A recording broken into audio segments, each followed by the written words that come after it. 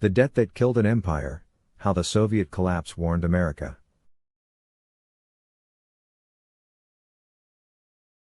1. The night the hammer fell. Picture this, December 25, 1991. Snow over Moscow. The hammer and sickle descends from the Kremlin for the last time. Mikhail Gorbachev resigns, and one of history's two superpowers, armed to the teeth with nuclear weapons, simply ceases to exist. Most believe the Soviet Union fell because of communism's inefficiency, Reagan's military buildup, or Gorbachev's reforms. But that's not the full truth. The Soviet Union didn't collapse because of ideology alone. It collapsed because of math. It collapsed because of debt. Because of oil. Because of a financial death spiral that's as old as empire itself. And the chilling part? The United States is now following that same playbook, step by step. Footnote.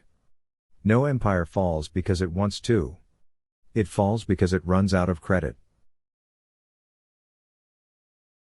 2. The debt trap that broke the bear. In 1970, the USSR owed Western banks $1.8 billion, a rounding error for a superpower. A decade later, it owed $17.8 billion. By the late 1980s, $31 billion. Add in Eastern Europe, and the communist bloc was $65 billion deep in Western debt. Here's the difference between Moscow and Washington: America can print dollars that the world must accept. The Soviets couldn't. They had to earn hard currency, dollars, marks, francs, by selling oil and gas to the West.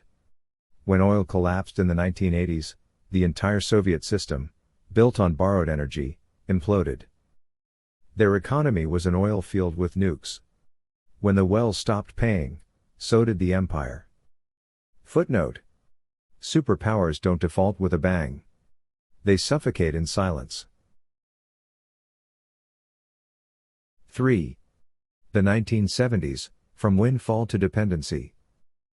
The oil shocks of 1973 made the USSR rich overnight. Prices quadrupled, and Western banks begged to lend. The Soviets borrowed billions to import food, consumer goods, and technology their planned economy couldn't produce. They turned oil money into political illusion, bread for the people, bullets for the army, and subsidies for their communist allies.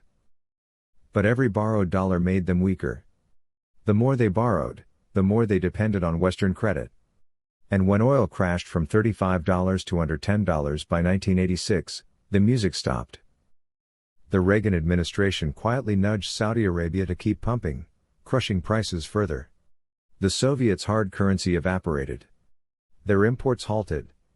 Food vanished. Debts went unpaid. Banks panicked.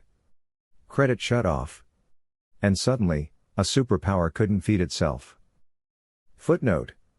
A collapsing oil price did more damage than 1,000 missiles. 4. Reforming at the edge of collapse. Enter Gorbachev, idealistic, articulate, and tragically late. His twin reforms, glasnost, openness, and perestroika, restructuring, were meant to modernize socialism. Instead, they exposed it. Freedom of speech revealed corruption. Market reforms unleashed inflation.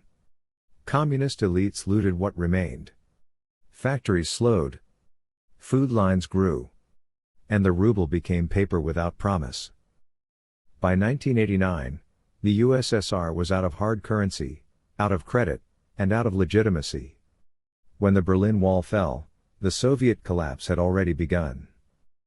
Footnote. Glasnost opened the window, but the storm was already inside. 5. The pattern every empire ignores. Every fallen empire shares the same symptoms. Debt rising faster than production. Military spending draining the treasury. Dependence on foreign financing. Corruption and political paralysis. Rome debased its silver. Spain drowned in gold. Britain printed its pound. The Soviets borrowed oil. And now, America borrows time. The U.S. National debt has soared from $3.5 trillion in 2001 to over $33 trillion today, a tenfold rise in 2 decades. Military spending exceeds the next 10 nations combined. We depend on China and Japan to buy our bonds. And we hide deficits behind accounting gimmicks and emergency budgets. Sound familiar? Footnote. The pattern doesn't repeat, it rhymes in dollars instead of rubles. 6. The warning in the mirror. The Soviets believed their system was permanent. So did the British Empire. So did Rome. Every empire assumes its privileges are eternal, until they aren't. The Soviet collapse was an ideological fate, it was arithmetic justice. Debt grew faster than growth. Military costs outran resources. Creditor confidence evaporated. And reform came too late. The United States still has advantages the Soviets never had: innovation, property rights, and a global currency. But advantages can vanish when abused. So what does that actually mean? It means America's problem isn't ideology, it's trajectory. We can still choose reform over ruin, transparency over illusion, strength over stagnation.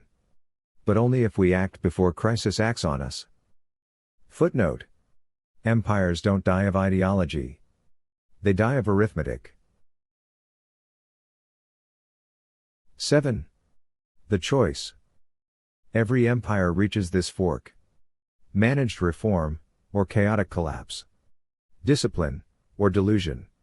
The Soviets waited too long, convinced they could fake solvency until the end. The flag came down in silence. America's question now is simple: will we learn, or will we repeat? Because history's debt collectors never forget, and interest is always compounded. Footnote. Debt is the quiet undertaker of empires.